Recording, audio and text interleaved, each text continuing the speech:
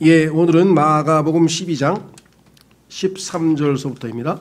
마가복음 12장 13절서부터 이제 주님께서 한 걸음 한 걸음 십자가를 향해서 더 나아가는 과정에서 마치 하나님의 어린 양이 6월절 어린 양이 여러 가지 시험을 받으면서 11일부터 14일까지 여러 가지 검증 과정을 거쳐서 하나님 앞에 자격을 온전히 검증받은 것처럼 예수 그리스도께서도 이제 그와 같은 다양한 형태의 시험을 받게 됩니다. 그래서 이런저런 질문들을 하고 자꾸만 예수님을 무너뜨리려고 시험에서 무너뜨리려고 하는 여러 가지 시도들이 있는데 오늘 그 중에 하나는 세금을 바치는 문제를 가지고 지금 나왔습니다. 사실 우리나라에서도 이런 얘기가 종종 없지 않아 있지만 미국 같은 경우에는 굉장히 많아요. 그리스도인들 중에서 예를 들면 이 국가가 성경적으로 하나님이 기뻐하시는 일을 하지 아니하고 예를 들면 동성애자들에게 복지금을 준다 이래가지고 세금 못 내겠다 이런 사람들도 있고요. 그래서 여러 가지 형태의 지금 저항이 있습니다. 100% 이래라 저래라 딱 답을 할 수는 없지만 가장 기본적인 원칙은 예수 그리스도께서도 아시다시피 그 세금 내는 문제에 있어서는 이 가해사의 것은 가해사에게 바치라 이렇게 분명하게 말씀을 하신 것을 보게 되죠. 자, 오늘 마가복음 12장 13절부터 그들이 그분의 말씀들로 그분을 붙잡으려고 바리새인들과 헤롯 당원들 중에 어떤 자들을 그분께 보내매 진리를 배우기 위해서 가는 게 아니라 그분을 말씀으로 함정에 빠뜨리기 위해서 아주 잘못된 의도로 하나님 앞에 나아가는 어리석은 자들이 있었어요. 그래서 바리새인들과 헤롯 당원들 중에 어떤 자들을 그분께 보내매 아마 역사적 배경을 모르시는 분들은 그런가 보다 하지만 사실은 이게 엄청난 일입니다. 왜냐?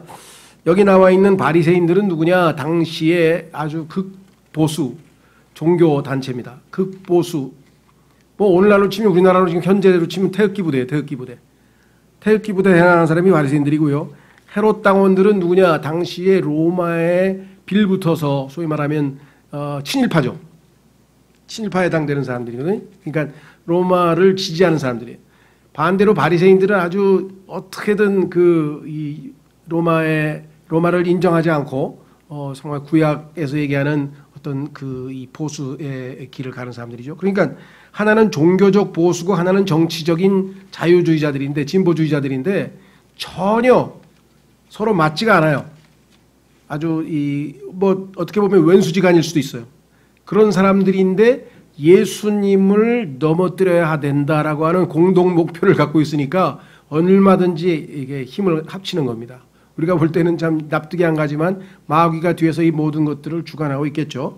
자, 그래서 그들이 와서 그분께 이르되 선생님이여 우리가 알기에 우리들은 다 주님이시여 주님이라고 부르는데 이 사람들은 예수님을 주님으로 인정하지 않으니까 선생님이라고 했네요. 우리가 알기에 선생님은 진실하시고 아무도 신경 쓰지 아니하시나니 선생님은 사람들의 외모를 중히 여기지 아니하시고 오직 진리 안에서 하나님의 길을 가르치시나이다. 다 맞는 말을 했는데 이게 사탕발림이에요. 이게 무슨 진심으로 진정성 있는 고백이 아니라 그냥 소위 말하면 그 사탕발림, 일종의 아첨이죠. 마치 그 이스라엘의 지도자들이 빌라도나 또 나중에 총독에게 사도행전에도 보면은 당신이 통치하에 우리 민족이 이렇게 행복을 누리며 잘 살고 있습니다 하면서 일종의 아첨을 하죠. 여기서도 그런 뜻이 그런 거죠. 그러면서 뭐라고 얘기했느냐? 슬그머니 아주 곤란한 질문. 자기들이 보기에는 곤란한 질문이지만 예수님께는 능수능란하게 이 모든 것을 다 처리하시는 분이시니까 아무런 걸림돌이 없는데도 불구하고 이 사람들은 요거면 걸려들겠지 하고 질문한 게 뭐냐? 카이사르에게 공세를 바치는 것이 율법에 맞나이까 맞지 않나이까? 카이사르라고 하는 것은요, 영어로는 이걸 시저라고 합니다. 시저 여러분 들어보셨죠? 로마의 황제를 시저라고 그러고 예를 들면 저 터키의 그 황제를 술탄이라고 그러고 그 다음에 몽골의 황제는 칸이라 그러죠. 징기스칸, 쿠빌라이 칸, 칸이나 술탄 이런 칭호 중에 하나가 시저입니다. 왜냐하면 시저가 처음에 이제 이 그 황제 초대 황제가 되어서 그 제도를 만들었기 때문이죠. 그런데 영어 철자에 A, B, C 할 때 이 C라고 하는 철자는 영어에서는 S 발음처럼 돼요. 그래서 C저라고 발음을 하고 그다음에 지중해에 있는 섬도 사이프러스라고 해서 섬 이름도 사이프러스라고 하고 그런데 문제는 라틴어식으로 발음하면 라틴어 이게 원래 라틴어니까 로마의 언어 라틴어는 C가 K로 발음이 돼요. 그래서 카이사르가 되고 키프로스가 되는 거예요. 그러니까 이런 발음의 언어적 차이를 모르는 사람에게 두 가지가 다른 것처럼 생각하는데 그게 아니고 영어로는 C저고 우리말로는 번역할 때 라틴어식으로 번역을 해서 카이사르라고 한 거죠. 그러니까 로마의 황제라는 뜻입니다. 여기서 얘기하는 것은 다시 말하면 로마의 황제가 통치하는 로마 제국의 지금 식민지로 살고 있지 않습니까? 이 유대인들이. 그러니까 시저에게 황제에게 공세를 바치는 것이 율법에 맞나이까 맞지 않나이까. 그런데 문제는 율법이 들어가 있단 말이죠. 그럼 율법을 주신 분은 하나님이신데 하나님과 카이사르가 충돌하면 어떻게 될 것이냐 이거. 요즘 얘기하는 교회와 국가와의 문제죠. 이 문제는 어떻게 처리할 것인가라고 하는 아주 심각한 질문을 던졌어요. 자, 기대하는 바는 뭐냐? 자, 바리새인들은 예수님께서 바쳐라 이렇게 대답할 것을 기대하고 있을 거예요. 바쳐라. 바리새인들은 참 죄송합니다. 바치지 말라. 그러면 바치지 말라 아니 바쳐라지 바쳐라. 그러니까 가이사에게 예수님께서 바쳐라 이렇게 얘기하면은 구약의 민수기 17장에 보면은 이스라엘의 형제 중에 한 사람이 왕인 경우를 제외하고는 그 누구에게도 속박될 수 있거나 섬겨서는 안 됩니다. 그러니까 카이사르에게 공세를 바친다는 얘기는 카이사르를 황제로 인정한다는 뜻이니까 율법을 어기는 셈이 되는 거예요. 구약에. 그러니까 바리새인들은 딱 지키고 있다가 예수님이 바쳐라 그러면 아유 이거 율법을 어겼구나 하면서 이제 걸고 넘어지려고 딱 하고 있고 반대로 이 정치적인 진보주의자들 사람들은 로마 편이니까 바치지 말라 그러면 너 로마에게 반역했어. 황제에게 세금 바치지 말라 그랬어. 이렇게 지금 기다리고 있는 거예요. 상황 아시겠습니까? 그러니까 어떻게 답변을 하든 바치라 그러든 바치지 말라 그러든 예수님은 양쪽에 의해서 하나는 걸려 넘어지게끔 되어 있는데 문제는 어디에 있습니까? 여기 써 있죠. 우리가 바치리까 바치지 말리까 하거늘 그분께서 그들의 위선을 아시고 여놈들이 무슨 짓 하는지 속마음을 다 아시잖아요. 요한복음에도 보면 그들이 마음속으로 무슨 생각을 하는지 다 아시고 그러니까 여러분들도요. 무슨 일을 하든지 하나님께서 여러분이 무슨 생각으로 그 하는지 알아요. 그렇죠? 겉으로는 잘하셨어요 하는데 속으로 아유 잘났어. 이러고 있으면 그 속마음을 하나님은 다 아신다고. 그러니까 속마음을 하나님은 들키고 안 들키고 필요 없어. 다 알아. 그러니까 하나님 앞에서 정직하면 남들이 뭐라고 하든 상관없는 거고 반대로 아무리 그럴싸하게 사람들에게 통과됐어도 하나님 앞에 걸리면 다 걸리는 거죠. 그래서 여기서 지금 딱 아셨어요. 그래서 뭐라고 얘기를 했느냐. 너희가 어찌하여 나를 시험하느냐. 넌 목적이 지금 뭘 알고 싶어서 배우고 싶어서가 아니라 진리를 배우고 싶어서가 아니라 지금 날 넘어뜨리려고 하는데 데나리온 하나를 가져다가 내게 보이라 하시매. 이게 영어 성경에는 펜인데요. 펜인데 이제 영어의 돈 단위니까 아마 이거를 이제 당시에 라틴어로 된 데나리온이란 말을 썼는데 하여간 뭐 이건 우리가 나중 돈의 문제는 나중 문제고 어쨌거나 아마 그 동전이죠. 아마 하루 임금에 해당되는 돈 정도로 알고 있는데 자 그래서 데나리온을 가져오라 하심에 그들이 그것을 가져오거늘 그분께서 그들에게 이르시되 이 형상과 그 위에 쓰인 글이 누구의 것이냐 하시니 동전에는 보면은 만약에 로마 황제의 경우에는 황제 거기에를 그 조각을 황제를 갖다 거기다가 이렇게 그림을 그려놓고 형상을 만들어놓고 뒤에다가 이제 황제 칭호를 썼다든가 이렇게 하겠죠. 뭐 우리나라도 세종대왕 얼굴이 이렇게 100원짜리 동전이 들어있나? 뭐 그런 식으로.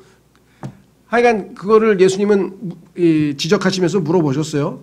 하시니 그들이 그분께 이르되 카이사르의 것입니다. 여기 카이사르의 형상이 여기 그려져 있습니다. 하매 예수님께서 응답하여 그들에게 이르시되 카이사르의 것들은 카이사르에게 하나님의 것들은 하나님께 바치라 하시니 그들이 그분으로 인해 놀라니라. 아이고 우리가 대답했던 대답이 전혀 아니야. 그리고 말문이 막힌 거예요. 뭐라고 답을 할 수가 없는 지금 상황에 놓였다라고 하는 것이겠죠.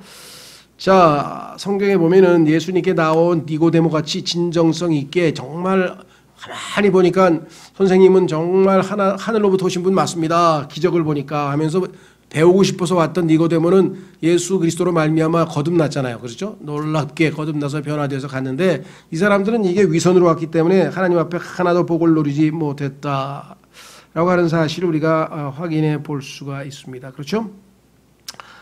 자, 그래서 기대치 않은 답변에 이 사람들이 이제 깜짝 놀랐다라고 하는 사실을 우리가 잘 알고 있습니다. 그렇죠?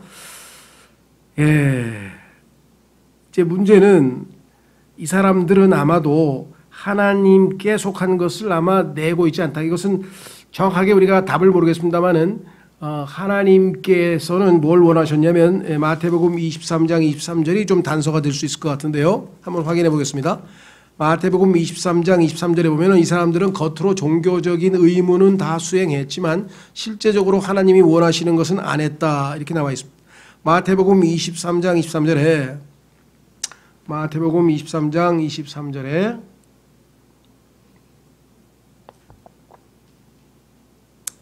서기관들과 바리새인들 위선자들아 너희에게 화가 있을지어다.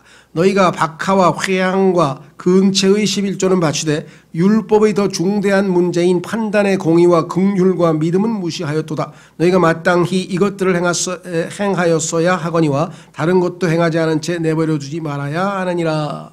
그래서 어쩌면은 이 사람들은 하나님께 바쳐야 될 것을 하나도 안 바친 채 이런 질문을 하게 된 계기가 되지 않았겠는가 이렇게 지금 생각을 하게 됩니다. 자, 그래서 우리는 세금 바치는 문제에 대해서 성경은 분명하게 말씀을 하고 있죠. 한 구절만 확인하고 그 다음 주제로 보겠습니다. 이건 뭐 자주 얘기를 했기 때문에 로마서 13장 7절에 분명하게 신약적 교리로 교회 시대의 교리서인 성경에 바치라고 되어 있습니다. 공세를 바치라, 마땅히 바치라. 로마서 13장 7절 그러므로 모든 사람에게 그들이 마땅히 받을 것을 주되 공세 받을 자에게 공세를, 관세 받을 자에게 관세를, 두려워할 자에게 두려움을, 존경할 자에게 존경을 주라. 따라서 국가에 세금을 내는 것은 물론 우리도 뭐 너무 터무니없는 말도 안 되는 비상식적인 세금을 우리가 요구하면은 거기에 대해서 뭐 항의도 할 수 있고 이의를 제기할 수도 있고 그것을 하지 말라는 건 아니에요. 그러나 세금 자체를 내가 보니까 너희들은 하나님의 뜻에 따라 내 돈을 쓰지 않는다. 난 못 낸다. 뭐 이런 식으로 하려면 이 땅에서 국가의 시민으로 살 수가 없죠. 국가에서 주는 혜택은 다 받았잖아요. 그렇죠? 예, 이게 방역도 받고 백신도 맞고 다 공짜로 하면서 나는 세금 못 내겠다. 이건 안 된다. 자, 그래서 우리는 성경에서 분명하게 국가 권력에 대해서 순종할 것을 얘기했죠. 자, 그 다음에 우리는 이제 그 다음 18절로 가보겠습니다. 마가복음 12장 18절부터.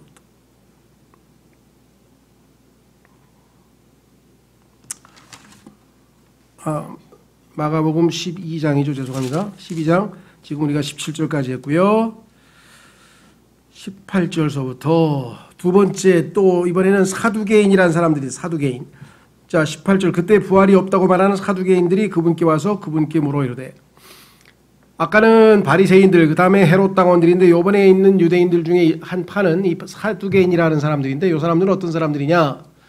소위 말하면 종교적 자유주의자들이에요. 현대주의자들. 그래서 영적인 것은 하나도 안 믿어. 천사도 안 믿고 부활도 안 믿고 이런 건 안 믿고 그저 율법에 나와 있는 사항만 준수해서 소위 말하면 그런 사람들. 오늘날로 치면은 예수님의 신성과 부활과 예수님의 재림 이런 걸 하나도 안 믿고 그저 예수님은 훌륭한 4대 성인의 한 분이시니까 우리가 그분을 잘 본받아서 착하게 살자 뭐 이런 정도로 교회 다니는 자유주의자들, 구원받지 못한 채 이런 사람들을 당시에 사두개인이라고 했는데 이 사람들이 또 종교적으로는 다 지도자급이에요.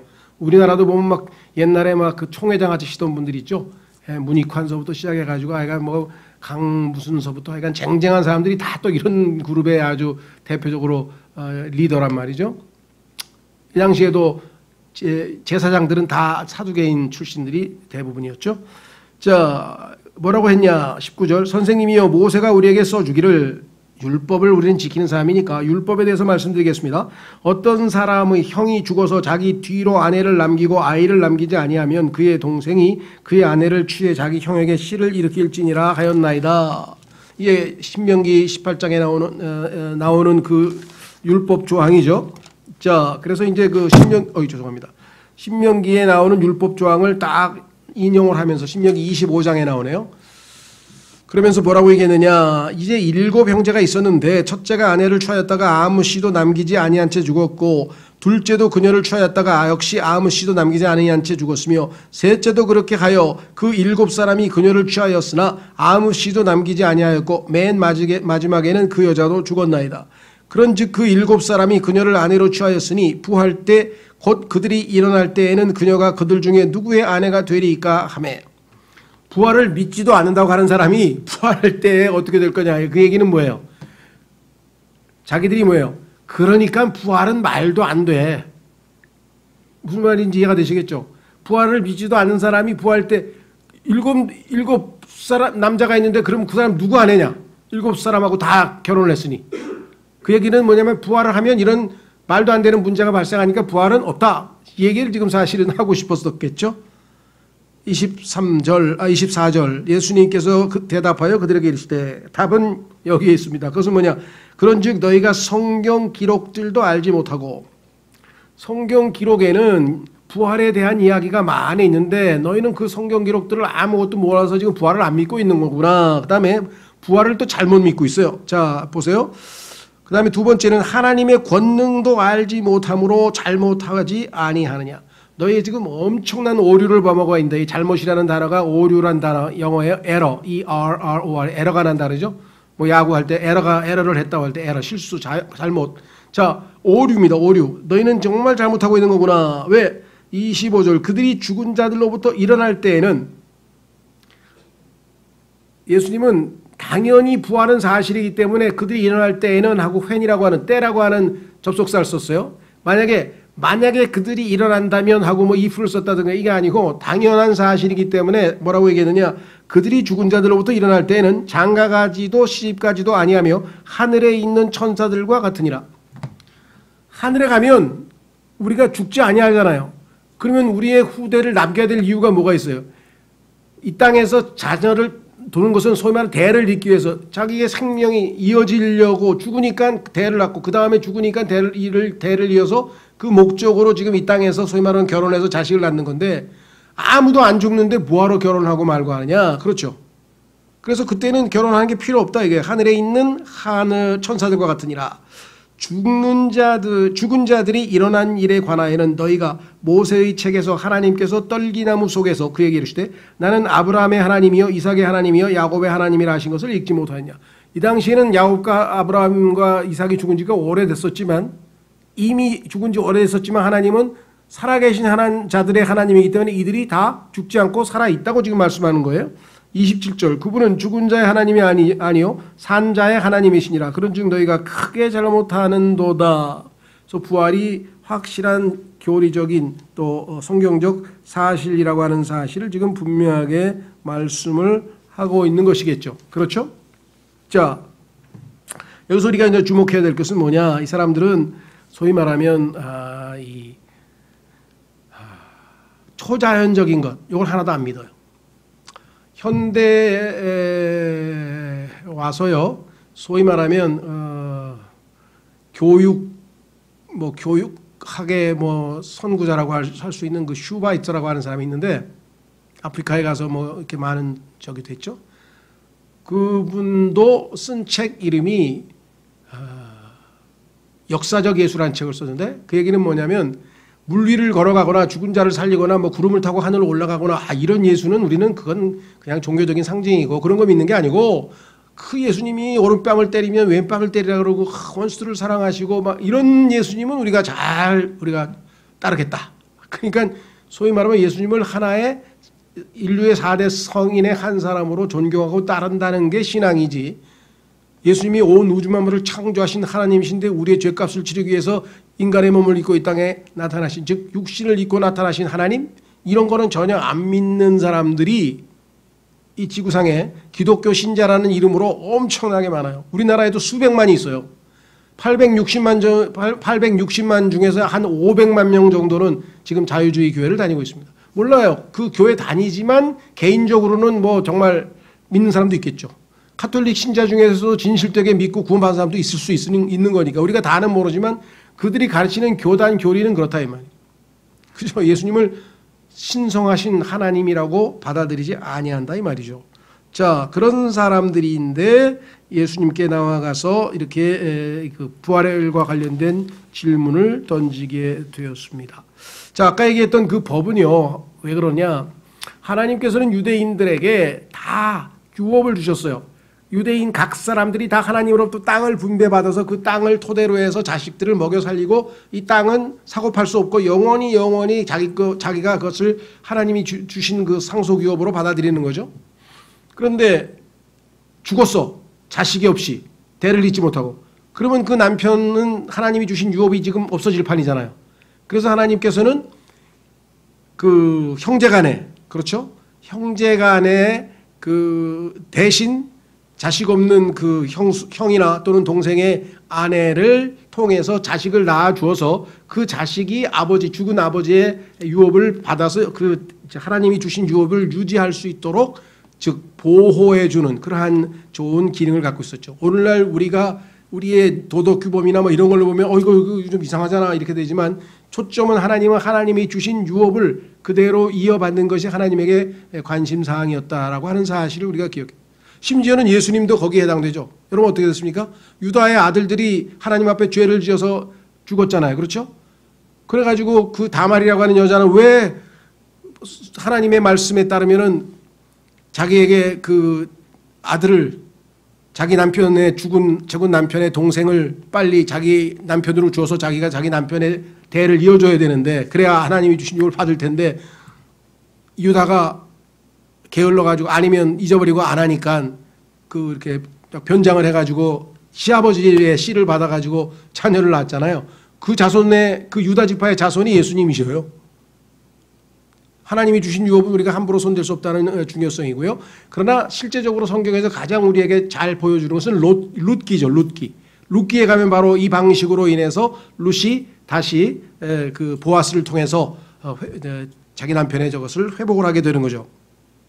자, 그래서 이것은 하나님께서 정하신 이 방법인데요. 자, 여기에서 우리가 좀 주목하고 할 것은 사람들이 부활에 대해서 착각하고 있는 것, 특히 어떤 오류가 발생했느냐. 여기 보시면 25절에 그들이 죽은 자들로부터 일어날 때에는 장가가지도 시집가지도 아니하며 하늘에 있는 천사들과 같으니라. 그랬더니 사람들이 어떻게 오해를 했냐면 천사들은 시집도 안 가고 장가도 안 간다. 즉 천사들은 결혼을 안 한다 이렇게 돼 있어요. 그런데 우리들이 창세기 6장에서 하늘에 있는 천사들이 그죠? 타락해서 지상에 내려와서 사람의 딸들과 혼인해서 거인들을 낳았다. 우린 이렇게 지금 해석을 했다 이 말이죠. 그래서 거기에 구약 시대에 나와 있는 창세기 6장의 하나님의 아들들을 우리는 천사라고 해석을 했는데 이 사람들은 천사는 결혼을 안 한다고 예수님이 말씀을 하셨는데 너희들은 왜 천사가 결혼을 해가지고 거인을 낳았다고 하느냐 이렇게 얘기를 합니다. 그러면 얼핏 그러네 이렇게 돼버려요. 근데 여기서 조심해야 될 것은 뭐냐면 하늘에 있는 천사들이라 그랬잖아요. 그것도 마태복음에는 하늘에 있는 하나님의 천사라 그랬어요. 하늘에 있는 하나님의 천사와 타락해서 땅으로 내려온 마귀의 천사는 다릅니다. 마귀의 천사는 이 땅에서 얼마든지 무슨 짓인지 할 수 있어요. 자, 확인해 보겠습니다. 유다서로 가보겠습니다. 유다서로 가면은요. 창세기 6장에 있는 내용을 그렇게 이상하게 해석해서는 안 된다는 거죠. 왜? 성경에 보면은 하늘에 있는 하나님의 천사들은 결혼할 필요가 없지 죽지도 않는데 그런데 땅으로 내려와서 타락한 천사들은 사람들과 혼인해서 거인들을 낳았고 그들은 지금 노아의 홍수 때 심판을 받아가지고 지금 땅 속에 있는 타타루스라고 하는 특별 감옥에서 지금 갇혀 있어요. 자, 유다서 1장 유다서죠. 유다서를 보시면 뭐라고 써 있습니까? 6절 한번 보십시오. 유다서 6절. 또 자기들의 처음 신분을 지키지 아니하고 처음 신분은 뭐예요? 하나님의 천사야. 그 다음에 뭐예요? 자기들의 초소가 하늘이야. 그럼 하늘에 있는 하나님의 천사였는데 땅으로 내려와서 사람의 딸들과 혼인을 했으니까 여기 나와 있는 것처럼 신분을 지키지 아니하고 자기들의 초소를 떠난 천사들을 큰 날의 심판 때까지 영존하는 사슬로 묶고 어둠 밑에 예비해 두셨는데, 이게 로마의 홍수 때 이들이 다 심판을 받아서 지금 지하에 있는 감옥에 묶여 있다고 되어 있고, 베드로 후서로 가면 이것에 대한 보충 설명이 또 써 있어요. 베드로 후서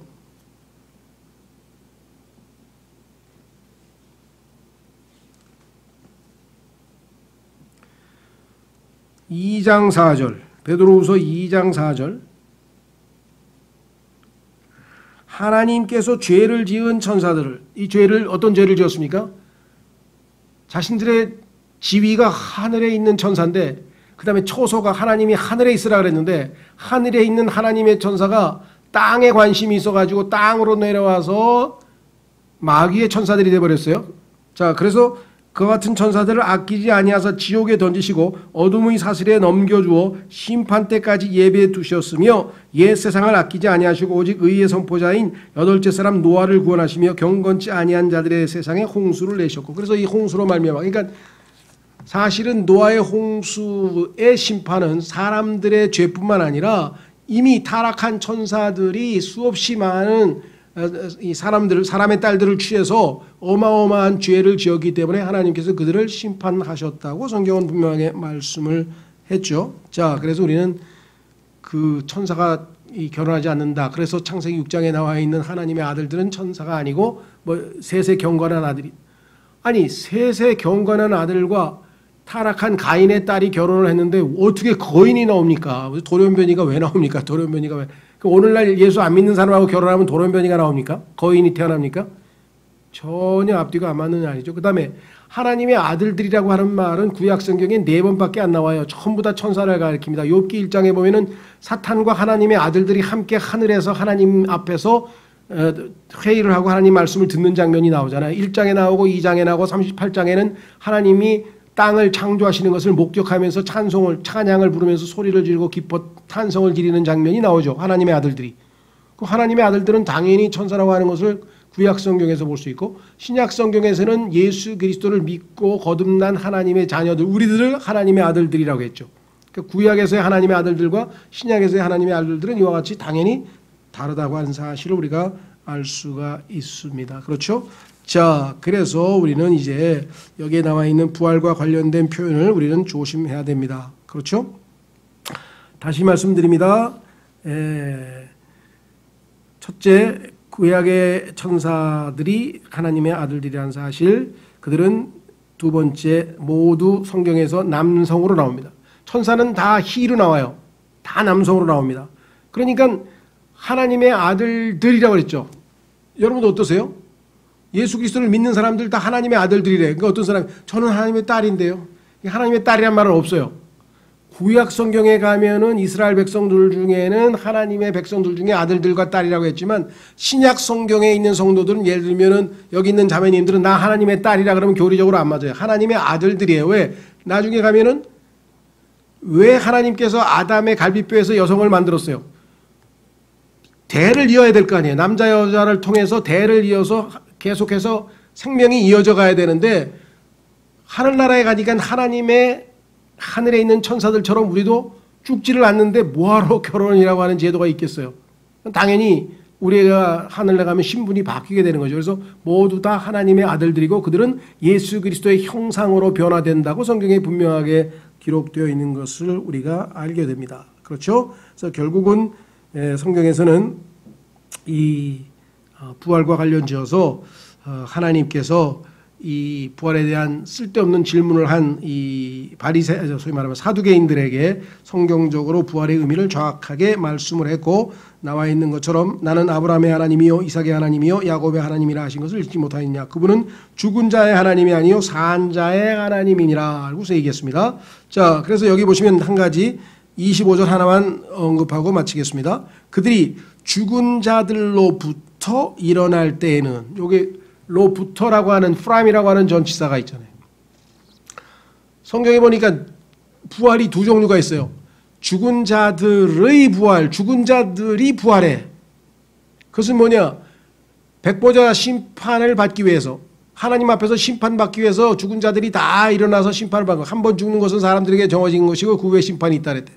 그런데 구원받은 사람들은 이미 예수님과 함께 십자가에서 심판을 받았기 때문에 더 이상 심판을 받을 필요가 없잖아요. 이미 끝났잖아요. 그래서 우리는 어떻게 해요? 죽은 자들로부터, 죽은 자들은 지금 계속 지옥에 머물러 있는데 예수님이 오시면 구원받은 성도들 중에, 그렇죠? 이미 죽은 분들은 죽은 자들로부터 부활하고, 살아있어서 주님이 오시게 된 사람들은 산채로 주님께로 휴거돼서 올라가고, 그렇죠. 그러니까 죽은 자들로부터의 부활은 구원받은 사람들의 부활이고, 죽은 자들의 부활은 심판받아 영원한 이 백보자 심판에서 크고 흰 왕자 심판을 받고 멸망당할 자들의 부활이고, 그래서 하나는 요한복음에서 예수님께서 생명의 부활, 또 하나는 정죄의 부활. 부활은 다 부활했는데 하나님으로부터 생명을 얻어서 영원히 함께할 사람들의 복된 부활이 있고, 이것을 성경에서는 첫째 부활이라 그랬죠. 그래서 첫째 부활에 참여하는 자는 복이 있도다. 그런데 또 한 부활은 뭐예요? 정죄의 부활이에요. 그래서 하나님 앞에서 심판받고 영원한 불못으로 던져지는 마지막. 그러니까 이런 거죠. 구치소 아시죠? 구치소에서 지금 심판을 받았어요. 그래서 대기하고 있다가 재판을 받아가지고 30년 형을 받았어 이제. 그러면 그는 구치소에서 나와, 일단 부활하는 거야. 구치소에서 나오는데 어디로 가요? 집으로 돌아가는 게 아니라 교도소로, 이제 아예 30년 동안 갇히게 될 교도소로 가는 것처럼 지옥에 있는 사람들이 부활해서 일어나서 심판받고, 이것은 임시거처니까 영원한 거처인 불못으로 던져지기 위해서 부활되는 것. 그래서 예수님께서는 그것을 구분해 놓으셨다는 것이죠. 그래서 성경에서는 킹제임스 성경에만 정확하게 of the dead하고 from the dead를 잘 구분해 놓아서, 이것이 두 가지 다른 부활이라는 것을 우리가 알 수 있다는 것이에요. 정죄의 부활과 생명의 부활이 다릅니다. 그러니까 이 세상에 있는 사람들은 어차피 한 번은 부활해요. 그런데 우리는 생명의 부활, 즉 첫째 부활에 참여하는데, 계시록 20장에서 이 첫째 부활에 참여하는 자, 즉 구원받은 사람들은 구약 성도든 환난 성도든 이 땅의 교회 시대의 성도든 다 뭐예요? 복을 받았다, 하나님께서. 자, 그 구절 읽고 마치겠습니다. 여러분과 제가 이 첫째 부활에 복을 누리는 사람이라는 사실이 이 땅에서 얼마나 큰 일인지, 글쎄요, 뭐 우리가 때로는 잊고 지내는 것 같은데요. 성경은 그것을 큰 축복이라고 했습니다. 계시록 20장, 요한계시록 20장.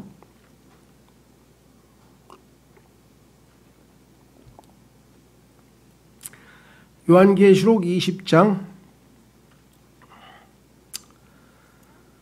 4절부터, 요한계시록 20장 4절부터 보니까, 또 내가 보니 왕좌들과 그것들 위에 앉은 자들이 있는데 그들에게 심판이 맡겨졌더라. 또 내가 보니 예수님의 증언과 하나님의 말씀으로 인하여 목배인 자들의 혼들이 있는데 그들은 짐승과 그의 형상에게 경배하지도 아니하고 자기들의 이마 위에나 손안에 짐승의 표를 받지도 아니한 자들이라. 그들이 살아서 그리스도와 함께 1000년 동안 통치하되 그 나머지 죽은 자들은 그 1000년이 끝날 때까지 다시 살지 못하였더라. 이것은 첫째 부활이니라. 그래서 첫째 부활은 교회 시대의 성도, 환난 성도, 구약 성도. 6절, 첫째 부활에 참여하는 자는 복이 있고 거룩하도다. 둘째 사망이 영원한 불못으로는 안 간다 이거죠. 그들을 다스릴 권능을 갖지 못하고 도리어 그들이 하나님과 그리스도의 제사장이 되어 1000년 동안 그분과 함께 통치하리로다. 그러니까 복을 받았다 그러죠. 1000년 동안 주님과 함께 통치하는 복을 누렸으니까 그보다 더 큰 복이 어디 있겠습니까? 그렇죠? 예. 그래서 오늘 부활에 관한 질문을 통해서 이 천사들과 또 부활에 관한 오해가 되는 부분들도 교리적으로 한번 정리를 잘 해두었습니다. 시간에 우리 첫째 부활에 참여하게 하신 주님께 감사하고, 주님께서도 이 땅의 세속 권위에 순종하고 그것이 하나님의 뜻으로 수용했다면 이 땅에서 우리가 정말 예수 그리스도를 믿지 말라라든가 예수 그리스도를 부인하라든가 그와 같이 명백하게 우리의 주님을 향한 신앙을 아주 부인하라는 요구가 아닌 이상 국가에서 정한 권력에 위에 있는 권세에 복종하는 것이 그리스도인이 해야 될 책무라는 사실을 잊지 말고 신실한 그리스도인뿐만 아니라 신실한 시민이 되게 해주십시오. 그리고 하나님께서 정하신 귀한 이 땅의 공무원들을 포함한 일꾼들도 우리가 존귀히 여기고 존경하라 그랬으니까 존귀히 여기고 기도하는 자들이 되게 해주십시오. 첫째 부활에 참여하게 해주신 것을 감사합니다. 다 같이 기도하겠습니다.